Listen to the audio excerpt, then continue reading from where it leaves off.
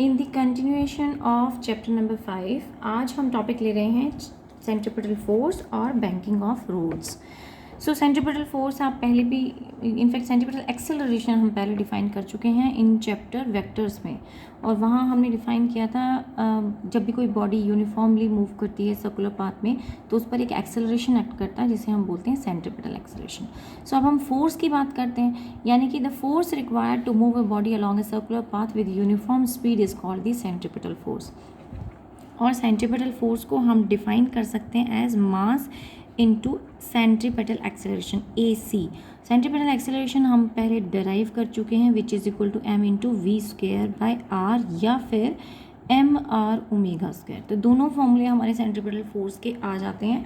तो centripetal force का अगर मैं आपको कुछ एग्जांपल्स दूं कि कहाँ से मिलती है एक्चुअली सेंट्रीपिटल फोर्स, कौन दे रहा है जब बॉडी सर्कुलर मोशन में मूव कर रही है, तो मान लीजिए एक स्ट्रिंग लें और उससे आप किसी स्टोन को बांध दें या बॉल को बांध दें और उसे आप सर्कुलर मोशन में घुमाएं, तो उस वक्त जो आपके हाथ में जो स्ट्रिंग है उस स्ट्रिंग में जो टेंशन है उसने सेंट्रीपिटल फोर्स प्रोवाइड की है ताकि वो बॉडी एक यूनिफॉर्म मोशन में मूव कर सके। सेम ऐसे अगर हम कहते हैं प्लैनेटरी मोशन है, जैसे कि अर्थ है रिवॉल्व राउंड कर रही है सन के चारों तरफ, तो अर्थ को जो सर्कुलर मोशन अर्थ ने किया है उसके ऊपर भी कोई सेंट्रीपिटल फोर्स एक्ट कर रही है। अब वो सेंट्रीपिटल फोर्स कहाँ से आई? वो आई ग्रेविटेशनल पुल की वजह से। जो सन ने अर्थ पर ग्रेविटेशनल पुल लगाया उसकी वजह से अर्थ के एक सर्कुलर मोशन लेने लगी, और वो सर्कुलर मोशन क्योंकि ले रही है तो इसके पास कौन सी फोर्स आ गई? Centripetal force. तो हम वन वे ये कह सकते हैं कि पहले केस में टेंशन ने सेंट्रीपिटल फोर्स को क्रिएट किया, तो टेंशन और सेंट्रीपिटल फोर्स इक्वल होनी चाहिए। दूसरे केस में ग्रेविटेशनल फोर्स ने सेंट्रीपिटल फोर्स को क्रिएट किया, तो सेकंड केस में ग्रेविटेशनल फोर्स और सेंट्रीपिटल फोर्स इक्वल होने चाहिए। ऐसे बहुत से एग्जांपल हैं, जैसे इलेक्ट्रॉन रिवॉल्व अराउंड करता है न्यूक्लियस के, तो उसके पास भी एक सेंट्रीपिटल फोर्स है, सो वो भी because of the electrostatic force of attraction आ रही है एंड सो ऑन। सो हम देखते हैं आगे, देखते हैं कि सर्कुलर मोशन जो है of A car on a level road. तो हम कार का लेवल रोड पे सर्कुलर मोशन अगर हो, कार को मिले या लेना पड़े कार को, यानी कर्व लेना पड़े, तो फिर उसकी कितनी वेलोसिटी होनी चाहिए या उसके ऊपर कितना फ्रिक्शन एक्ट करेगा। तो यहाँ पे मैंने एक पॉइंट को ही कार मान लिया है, और ये जो ट्रैक आप देख रहे हैं ये सर्कुलर मोशन यानी कि कर्व ट्रैक शो किया है। दिस इज़ कर्व ट्रैक, और सेंटर पॉइंट O से, इस कर्व ट्रैक का सेंटर O था, O से लेकर जो डिस्टेंस था ऑब्जेक्ट का यानी कार का, वो डिस्टेंस है R। कार का वेट एक्ट कर रहा है mg डाउनवर्ड। इसका नॉर्मल रिएक्शन जो है वो अपवर्ड एक्ट करेगा, और वो नॉर्मल रिएक्शन क्या होगा? Sum total. अब मैं कह रही हूँ कि क्योंकि कार के कौन से दो टायर्स कांटेक्ट में होते हैं, तो सपोज पहला टायर यहाँ था दूसरा टायर यहाँ था, दोनों की वजह से एक नॉर्मल रिएक्शन ऊपर एक्ट कर रहा होगा, एक के ऊपर R1 दूसरे टायर के ऊपर R2। तो we can say just that कि नॉर्मल रिएक्शन क्या था? वो R1 प्लस R2 था। सेम ऐसे ही दोनों टायर्स पर अलग अलग फ्रिक्शन भी एक्ट कर सकता है। इस पर F1 कह दें और इस टायर पे फ्रिक्शन एक्ट कर जाए आपका F2, तो दोनों टायर पे अलग अलग फ्रिक्शन एक्ट कर गया, दोनों टायर पे अलग अलग नॉर्मल रिएक्शन एक्ट कर गया। लेकिन कैसा है ये बॉडी, कैसा ले रही है मोशन? सर्कुलर मोशन ले रही है, यानी कार जो है सर्कुलर मोशन ले रही है। तो दो इक्विलिब्रियम कंडीशन हमारे पास यहाँ बन गई। एक तो जो नॉर्मल रिएक्शन है यानी sum total of normal reaction should be equal to mg, तो वो हम देखते हैं R1 plus R2 is equal to mg। पहली इक्वेशन हमारे पास आ गई, R1 plus R2 is equal to mg। अब दूसरा जो है फ्रिक्शन यहाँ एक्ट कर रहा था, उसकी वजह से फ्रिक्शन F1 अगर हम लें तो वो होगा म्यू R1, F2 अगर आप लोगे तो वो हो जाएगा म्यू ऑफ R2। तो टोटल फ्रिक्शन क्या हो गया? दोनों का sum total, that is mu R1 plus R2। ये क्या? F1 प्लस F2, इन दोनों का सम टोटल को मैंने F ही बोल दिया है, तो ये R1 प्लस R2 हो गया नॉर्मल रिएक्शन। लेकिन R1 प्लस R2 तो mg के बराबर था, that means that is equal to mg और म्यू, ये म्यू भी आना चाहिए, म्यू mg।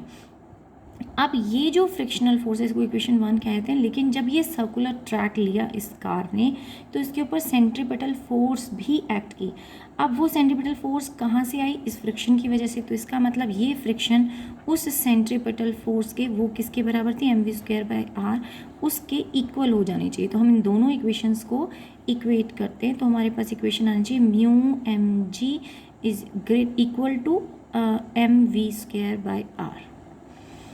सो हमारे पास ये इक्वेशन आ गई। लेकिन अगर ये इक्वल है तो सिर्फ बॉडी जो है वो कर्व ट्रैक ले पाएगी, लेकिन या तो उसकी फ्रिक्शन ज़्यादा होना चाहिए, ये फ्रिक्शन जो है ज़्यादा होना चाहिए तो वो सेफली ले, या वो इक्वल हो। लेकिन इक्वल से अगर कम हुआ तो फिर बॉडी बाहर की तरफ स्किड हो जाएगी, यानी कि बाहर की तरफ पलट जाएगी। सेंट्रीपिटल फोर्स उतनी, फ्रिक्शन उतना स्ट्रॉन्ग नहीं था कि वो प्रॉपर सेंट्रीपिटल फोर्स क्रिएट कर पाया और गाड़ी अपना ट्रैक छोड़ के, कर्व ट्रैक छोड़ के बाहर की तरफ चली जाएगी।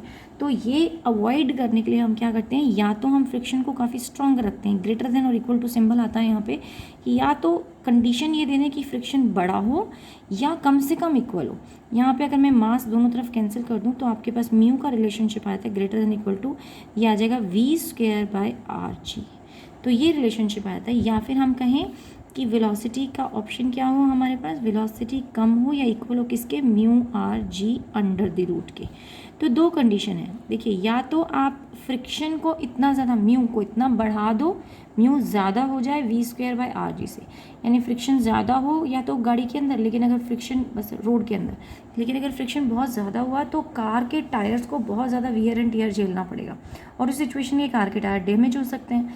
दूसरा ये हो कि आप कार की स्पीड को इतना रखो कि वो लेस देन और equal to under the root μ/g हो, ताकि कार सेफली कर्व ट्रैक ले सके बिना किसी एक्सीडेंट के, बिना पलटे या बिना स्किड किए वो कर्व ट्रैक ले पाए। कई बार आपने देखा होगा कि जब बरसात होती है, बारिशें होती हैं, तो जो सड़क है वो गीली हो जाती है और उस टाइम उसका फ्रिक्शन कम हो जाता है, तो म्यू कम हो जाता है। और इसलिए कहा जाता है कि जब आप कर्व ट्रैक पे आओ या कहीं बेंडिंग आ रही हो, कार सड़क बेंड कर रही हो, उस टाइम पे अपनी स्पीड को काफ़ी स्लो कर लो। तो वो किस लिए कहा जाता है, क्योंकि एक तो स्लिपरी हो गई, यानी म्यू कंट्रोल से जो नॉर्मल था उससे काफ़ी कम हो गया, और जिस वजह से वेलोसिटी जो है वो काफ़ी तेज़ हो जाएगी, स्पीड ज़्यादा हो जाएगी, तो वो ट्रैक से बाहर स्किड कर सकती है। सो नेक्स्ट बात करते हैं अब हम circular motion of the car on the bank road. ये पहला डेरिवेशन था जिसमें हमने डेरिवेशन में सिर्फ ये प्रूव करने के लिए हमने क्या बताया, हमने ये बताया है कि वेलोसिटी को कंट्रोल करने के लिए हमें ये पता होना चाहिए या तो कि फ्रिक्शन क्या है, फ्रिक्शन पे डिपेंडेंट है, वेलोसिटी जो है वो फ्रिक्शन पे डिपेंडेंट है, तो जितना फ्रिक्शन होगा उसके अकॉर्डिंगली आपको अपनी वेलोसिटी एडजस्ट करनी पड़ेगी। लेकिन जनरली ऐसे मोड पर एक्सीडेंट्स के चांसेस क्यों बढ़ जाते हैं, क्योंकि जो ड्राइवर है उसे नहीं एस्टिमेट हो पाता कई बार कि म्यू कितना है, वो कितनी अपनी स्पीड रखे। तो इस चीज़ को अवॉइड करने के लिए हम चाहते हैं ऐसा कुछ करें कि म्यू का डिपेंडेंस ख़त्म हो जाए, म्यू आए ही ना, तो फ्रिक्शन हो या ना हो लेकिन फिर भी एक्सीडेंट ना हो, गाड़ी स्किड ना करे और आराम से कर्व ट्रैक ले सके। तो उसके लिए हम करते हैं banking of roads. Now let us understand the concept of the banking of road. Banking of road क्या होता है, बैंकिंग ऑफ रोड एक तरीके का एक सिस्टम है जिसमें हम आउटर कवर को, आउटर ट्रैक को, किसके, रोड के आउटर साइड को थोड़ा सा रेज कर देते हैं। वो रेज हम इसलिए करते हैं, यानी कि उसको, रोड को हम लिटिल टिल्टेड बनाते हैं, इंक्लाइन पे बना देते हैं, एक एंगल देते हुए, थीटा एंगल देते हुए, और इस प्रोसेस को हम बोलते हैं banking of roads. Inner curve को नहीं करते, इनर एज को नहीं करते, इनर एज के कंपैरिजन में आउटर एज को थोड़ा सा ऊपर की तरफ बैंक करते हुए या इंक्लाइन करते हुए ऊपर की तरफ रेज कर देते हैं, और इसी प्रोसेस को कहा जाता है बैंकिंग ऑफ रोड। इससे फ़ायदा क्या होता है, फॉर एग्जांपल सबसे पहले मैं यही बात, हमने बैंकिंग ऑफ रोड को यूज़ करके हमें वही निकालना है, circular motion of the car on the bank road की। अब अगर बैंक रोड हो तो क्या उसमें सर्कुलर मोशन पे कोई फ़र्क पड़ेगा, म्यू का कोई रोल होगा कि नहीं होगा। तो यहाँ मैंने एक अगेन एक डॉट से रिप्रेजेंट कर रहे हैं, कार है और एक इंक्लाइन भी बना दिया है, और उस कार का जो वेट है वो डाउनवर्ड एक्ट करना चाहिए mg, और mg के साथ यहाँ जो एंगल होता है वो थीटा होता है। बट अब हमें निकालना है उसका नॉर्मल डायरेक्शन, तो कार का नॉर्मल डायरेक्शन थोड़ा इधर बनेगा, और अगर हम इसको स्प्लिट कर दें दो कंपोनेंट्स में, तो एक कंपोनेंट ऊपर आया which is R cos of theta, यहाँ पर थीटा बनता है, वाई यहाँ थीटा बनता है। मैं दिखा देती हूँ हल्का सा आपको कि आप जब फ्रिक्शन वाली फोर्स लेते हो तो mg का डाउनवर्ड है तो ये एंगल थीटा होता है, तो इसके अपोजिट जो एंगल था वो ये थीटा हुआ, तो थीटा लेंगे तो थीटा को रिजॉल्व किया, आर कॉस थीटा इधर, आर साइन थीटा आपके पास इधर आ गया। अब सेम वैसे ही इस रोड के ऊपर, इस इंक्लाइन सरफेस के ऊपर एक फ्रिक्शन एक्ट करा था, फ्रिक्शन को भी अगर आप दो कंपोनेंट में रिजॉल्व करें तो मैं यहाँ से रिजॉल्व करती हूँ, एक फ्रिक्शन इधर हो गया और एक फ्रिक्शन आपका डाउनवर्ड हो गया। तो जो फ्रिक्शन आपका इधर एक्ट किया है उस फ्रिक्शन का कंपोनेंट अब ये थीटा है, तो ये थीटा होगा, दिस विल बी थीटा। तो ये फ्रिक्शन कितना हो गया, एफ आपके पास आ गया कॉस ऑफ थीटा, और यहाँ वाला फ्रिक्शन हो गया F sine of theta.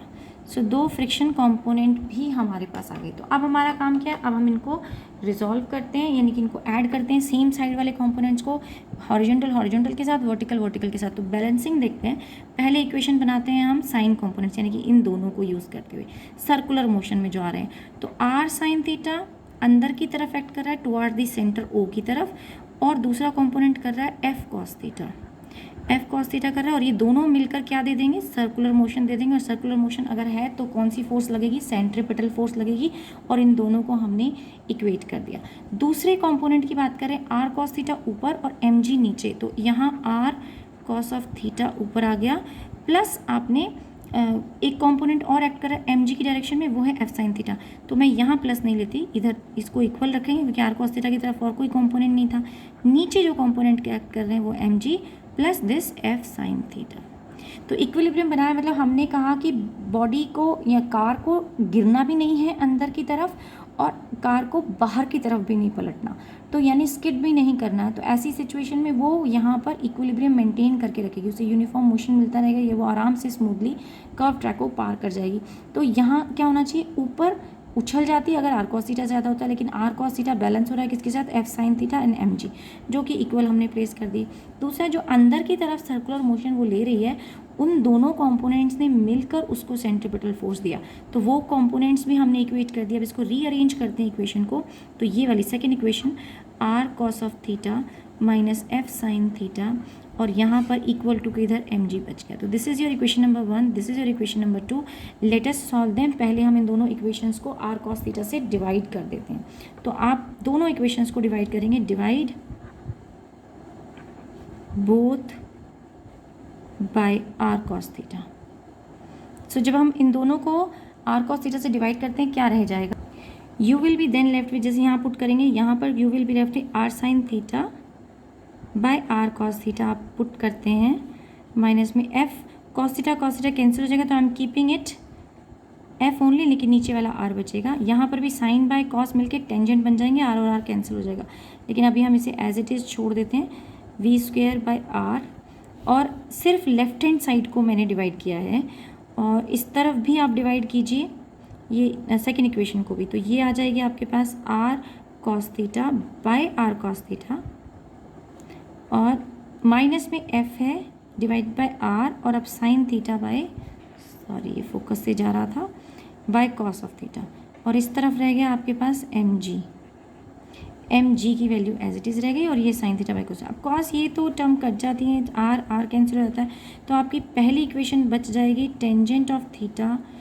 Minus F. अब एफ को हम क्या पुट कर सकते हैं, F is equal to mu R, तो जब आप यहाँ पर म्यू आर पुट कर देंगे, R and R again will get cancelled out, and you will be left with this. इस इक्वेशन में प्लस सिंबल है, सॉरी हम मिस्ड आउट कर गए, देखिए यहाँ पे फर्स्ट इक्वेशन में यहाँ प्लस था, तो हमें यहाँ पर भी वो कैरी करना है, सो ये भी प्लस रहेगा, so this will be plus. And अब आप इस वाली इक्वेशन पे उसको ऐसे एज इट इज़ रखते हैं, M V square by R, और नीचे जो सेकेंड इक्वेशन थी, ये इक्वेशन फर्स्ट थी, ये सेकेंड इक्वेशन थी, इक्वेशन यहाँ रह गया 1, और ये हो गया माइनस में, अगेन आप एफ को फिर से पुट कर सकते हैं म्यू आर, तो कि सिर्फ म्यू बच जाएगा, और साइन बाय कॉस हो गया आपका tangent of theta, and this is equal to M G. अब इन दोनों इक्वेशंस को आप डिवाइड कर दीजिए। अब हम क्या करते हैं, इसको मैं इक्वेशन नंबर 3 कह दूँ, एंड इसको कह देते हैं 4। तो हम फिर से डिवाइड कर रहे हैं इक्वेशन 3/4, तो हमने 3/4 करना है, तो अगेन लेते हैं tangent theta plus mu divide by 1 minus mu tangent of theta, M G by M V square, और आर गया ऊपर, M and M cancelled out, you are left with R G by V square, R G by V square. अब V square को इधर लेके जाते हैं, बाकी सारे फैक्टर्स हम इधर लेके आए, तो V square on this side and R G आपके पास आ रहा था, और ये सारा फैक्टर जो था हमारा, ये हम इसको इधर ले आते हैं। Oh I got a mistake here, यहाँ मुझे म्यू 1 माइनस टेंजेंट थीटा, यहाँ एम जी नीचे लाना था, so this side is totally ये रॉन्ग हो गया है, हमें आना चाहिए था यहाँ पे एम वी स्क्वेयर ऊपर, और बाय एम जी नीचे, और अब आएगा आर भी नीचे की तरफ। तो ये आना था, एम और एम जी कैंसिल होता है तो वी स्क्वायर क्या हो जाएगा, आर जी इधर आ गया तो ये आ गया। तभी मैं सोचूं यहाँ माइनस ऊपर कैसे आ रहा है, तो tangent of theta plus mu. So mind it, हमने इनका रेशियो लेना था but by mistake I wrote उल्टा लिख दिया, ये 1 minus mu tangent theta is equal to M G होना था, तो मैंने एम वी स्क्वायर नीचे लिख दिया था इसके सामने।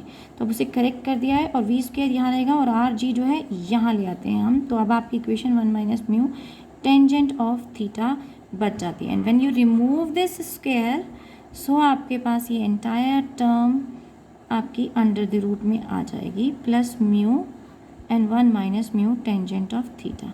सो अब देखते हैं स्पेशल केस। स्पेशल केस में हम देखें, ये लेती हूँ मैं, स्पेशल केस देखते हैं। स्पेशल केस में हम ले लेते हैं कि suppose there is no friction, कोई फ्रिक्शन ही नहीं है, यानी म्यू हो गया है ज़ीरो। अगर म्यू ज़ीरो है तो ये म्यू ज़ीरो, ये भी म्यू ज़ीरो, लेकिन अभी भी आपकी वेलोसिटी बच गई under the root R G tangent theta. So देखिए, जो हम कह रहे थे, हम चाहते हैं हम म्यू का इफेक्ट ख़त्म कर दें, यानी कि हम चाहते हैं फ्रिक्शन का इम्पैक्ट ख़त्म हो जाए, और वो हमने यहाँ कर दिया। यानी अब अगर म्यू ज़ीरो भी हो, बिल्कुल स्लिपरी रोड हो, वहाँ फ्रिक्शन नहीं भी होगा, और अगर आपने बैंकिंग दे रखी है यानी कि इंक्लिनेशन दे दिया है विद सर्टेन एंगल थीटा, तो भी आप उस पर सेफली डराइव कर सकते हैं कर्व्ड रोड पे। और ऐसा आपने बहुत सर्कस में, या अगर आपने जो डेथ बेल करके एक गेम होता है जो काफ़ी सर्कस में भी होता है, मेलों में भी होता है, आपने देखा होगा कहीं ना कहीं। सर्कस में तो मैंने देखा है कि एक पूरा सर्कल होता है, उसके अंदर बाइकर्स जो हैं, एक भी नहीं बल्कि 3-4 बाइकर्स जो हैं बाइक्स चलाते रहते हैं, और बहुत स्लो स्पीड में भी होते हैं, फ्रिक्शन नहीं भी होता, और 2-3 बाइक एक साथ चल रही होती हैं। दैट मीन्स वहाँ क्या है, वो सर्कल का एक इंक्लिनेशन है जो उनको हेल्प कर रहा है सर्टेन वेलोसिटी से मूव करने के लिए। तो बहुत सारे ऐसे एग्जांपल्स हैं जो लाइव आप देख भी सकते हैं, जहाँ पर म्यू नहीं है बट बैंकिंग ऑफ रोड्स है। आपने इनफैक्ट ये स्पीड कार्स जो चलती हैं, या बाइक रेसेस जो होती हैं, या जितनी भी आपने ऐसी रेसेस देखी होंगी, कार रेसेस देखी होंगी, उसमें देखा होगा आउटर ट्रैक थोड़ा सा अपवर्ड की तरफ लिफ्टेड होता है और इनर ट्रैक थोड़ा डाउन होता है। तो इनर रेडियस डाउन की तरफ हो, यानी इंक्लिनेशन की तरफ होता है। तो ये क्यों है, ये because they provide banking of roads, ताकि गाड़ियों को ग्रिप अच्छी मिल सके। सो अब बात करते हैं हम बेंडिंग ऑफ साइकिलिस्ट की। तो साइकिलिस्ट ही नहीं, इनफैक्ट बाइकर को भी आपने बहुत बार नोटिस किया होगा, जब वो कर्व ट्रैक पे आते हैं तो अपने आप को इतना बेंड कर लेते हैं कि कई बार उनके नीज भी बिल्कुल ग्राउंड को टच करते हुए निकलते हैं। तो बेंडिंग ऑफ साइकिलिस्ट या बाइकर, उसका क्या रोल है और वो क्या हेल्प करता है। देखिए, अगर रोड बैंक नहीं हो सकती, देन दूसरा ऑल्टरनेटिव हमारे पास है कि खुद साइकिलिस्ट बेंड हो जाए सर्टेन एंगल पे, या बाइकर बेंड हो जाए। तो यहाँ मैंने ले लिया कि एक कर्व ट्रैक है, ये कर्व ट्रैक था, और ये साइकिल का टायर है। ड्राइंग अच्छी नहीं है मेरी, बट थोड़ा कोशिश किया है कि ये टायर जैसा ही लगे, टायर जैसा लग रहा होगा। येलो कलर की बाइक का टायर है। चलिए, तो येलो टायर है और उस पर हमने हैंडल भी लगा दिया है। अब इस पर वेट एक्ट कर रहा है डाउनवर्ड, mg। तो पर्सन का वेट एक्ट कर रहा है डाउनवर्ड, ग्राउंड पर रिएक्शन इधर लगा इस सर्टेन एंगल पे, तो रिएक्शन फोर्स इधर आ गई हुई। तो रिएक्शन हुआ, तो रिएक्शन के 2 कंपोनेंट होने चाहिए। हम कहते हैं कि वो वर्टिकल से सर्टेन एंगल पर बेंड था थीटा, तो ये भी वर्टिकल से एंगल बनेगा थीटा। तो यहाँ आप ऊपर वाला कंपोनेंट ले लीजिए आर कॉस थीटा, और ये कंपोनेंट ले लीजिए आर साइन थीटा। बेंडिंग वो क्यों ले रही हूँ, ये वर्टिकल से एंगल ग्राउंड से नहीं लिया, क्योंकि ग्राउंड से नहीं, बाइकर जो होता है या साइकिलिस्ट जो होता है वो सीधा चलाता है, तो बेंड अगर होगा तो वहाँ से बेंड होगा। तो ये एंगल वर्टिकल से इसलिए लिया गया है, ग्राउंड से नहीं लिया गया। तो अब ग्राउंड से नहीं लिया गया, वर्टिकल से लिया गया, तो इसीलिए कंपोनेंट भी उसी हिसाब से वेरी हो गई। यहाँ थीटा था तो आर कॉस थीटा यहाँ बनेगा। अब देखिए, इस कंपोनेंट ने सेंट्रीपिटल फोर्स प्रोवाइड की, और ये कंपोनेंट वेट को बैलेंस कर रहा है। जैसे हम बात कर रहे थे कि जब हम वॉकिंग करता है पर्सन, इसी चैप्टर में हमने पढ़ा था वॉकिंग ऑफ ए मैन, और उसमें हमने क्लियर बोला था कि जब वॉक करता है तो यहाँ वाला कंपोनेंट आगे फॉरवर्ड मोशन देता है और ऊपर वाला बैलेंसिंग करता है। तो यहाँ आर कॉस थीटा बैलेंसिंग कर रहा है, तो आर कॉस थीटा किसके इक्वल हो गया, mg के इक्वल। और जो अंदर वाला कंपोनेंट है यानी आर साइन थीटा, वो दे रहा है आपको सेंट्रीपिटल फोर्स यानी mv²/r। अब आप इनका रेशियो ले लीजिए, यानी साइन बाय कॉस लेना चाहती हूँ तो मैं टेंजेंट ऑफ थीटा मुझे मिल जाए, यानी R sine theta by R cos theta ले लिया, आर एंड आर कैंसिल हो जाएंगे, लेकिन आर साइन थीटा ऊपर जाएगा तो mv²/r, और नीचे आ जाएगा आपका mg। ये और ये आपका m कैंसिल हो गया है and V square by R G बचा, यानी v किसके बराबर आ गया, R G tangent of theta. यानी अगेन आप सेफली ड्राइव कर सकते हो without mu. So no role of mu, mu is not a part of equation.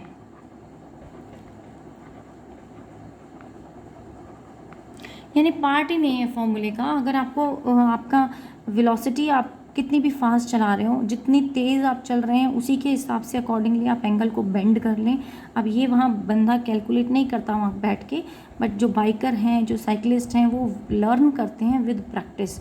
उन्हीं ट्रैक्स पे वो बहुत बार गिरते हैं, बहुत बार संभलते हैं and with practice they learn कि कितने एंगल पे मैं अंदाज़न मोड़ूं कि मेरी स्पीड भी मेंटेन रहे और मैं गिरूं भी नहीं। तो ये दूसरा ऑल्टरनेटिव है और ये फ्रिक्शन पर बिल्कुल डिपेंडेंट नहीं है। तो दो ऑल्टरनेटिव आपको बताया कि कर्व्ड रोड हो तो भी आप बच सकते हैं, फ्रिक्शन के बिना भी आप सेफली चला सकते हैं, और बैंक्ड रोड हो अगर तो, और अगर बेंडिंग हो तो भी आप सेफली चला सकते हैं। लेकिन कर्व रोड्स जब होती हैं, देखिए ऊपर मेरे पास डेरिवेशन कर्व रोड का था, तो जब आपके पास कर्व ट्रैक्स होते हैं वहाँ पर म्यू पर डिपेंडेंस होती है, फ्रिक्शन पर डिपेंडेंस होती है। फ्रिक्शन ज़्यादा होगा तो गाड़ी अंदर की तरफ गिर जाएगी, फ्रिक्शन कम होगा तो गाड़ी बाहर out of the track, of track चली जाएगी और स्किड हो जाएगी। तो दोनों ही डेंजरस रहते हैं हमारे लिए। तो उस एक्सीडेंट्स को अवॉइड करने के लिए हम बैंकिंग करते हैं ताकि हम थोड़ा सा मिनिमाइज़ कर सकें इस रिस्क को। तो ये एक्चुअली थ्योरेटिकल पार्ट था इस चैप्टर का लास्ट। अगले पार्ट में हम कुछ एनसीईआरटी क्वेश्चंस लेंगे और कुछ न्यूमेरिकल्स भी लूँगी। मैं इसी टॉपिक पर बेस्ड पहले न्यूमेरिकल्स लूँगी। ओके, आज की क्लास के लिए इतना ही। Thank you.